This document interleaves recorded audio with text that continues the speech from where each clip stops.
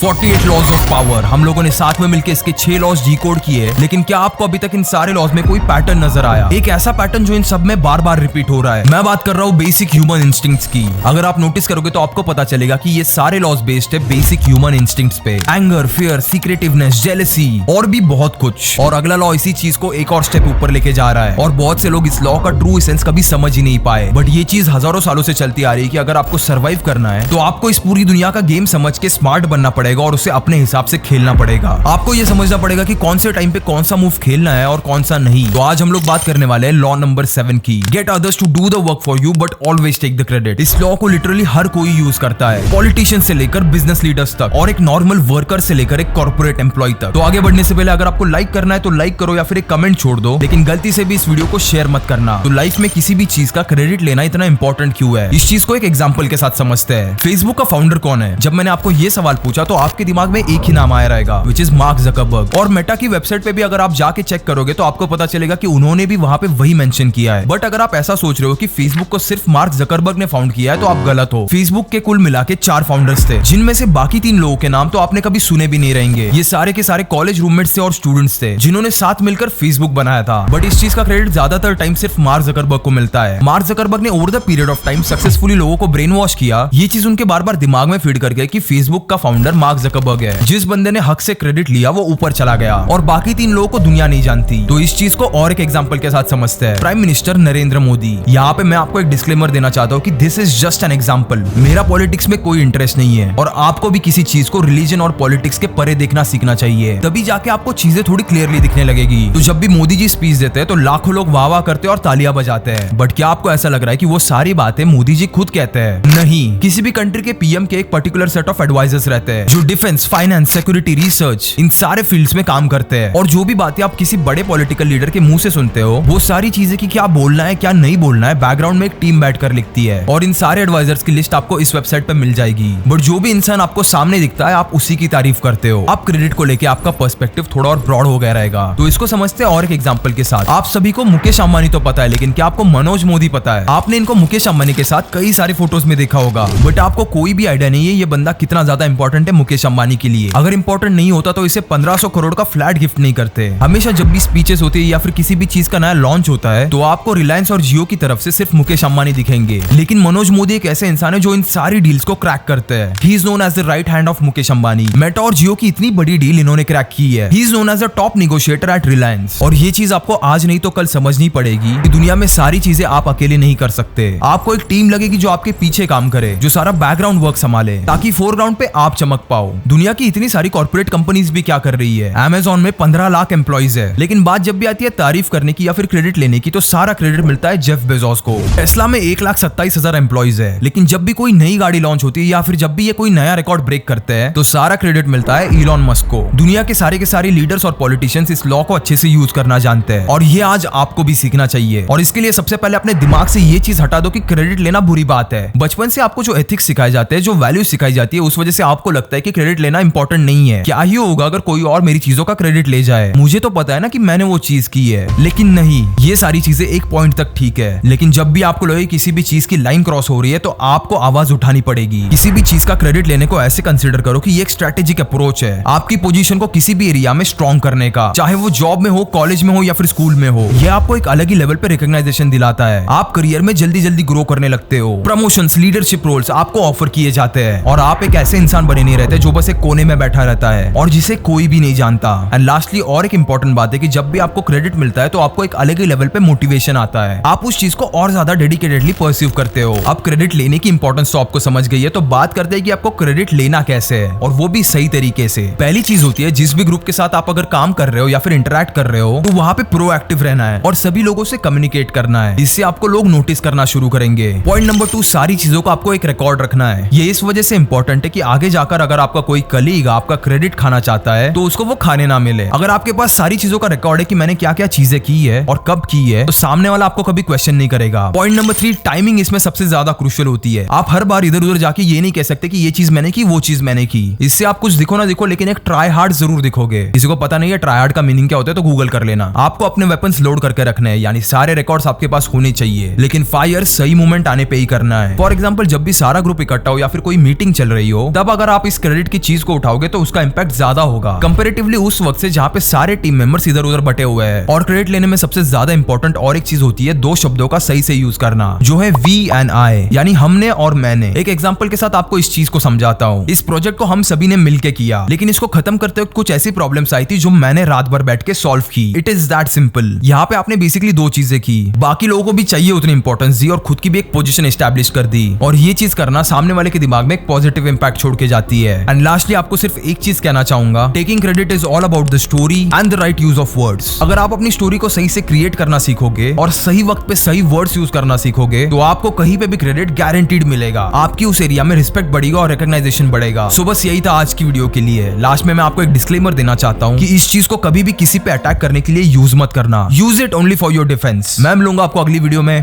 तब तक के लिए कीप इंस्पायरिंग।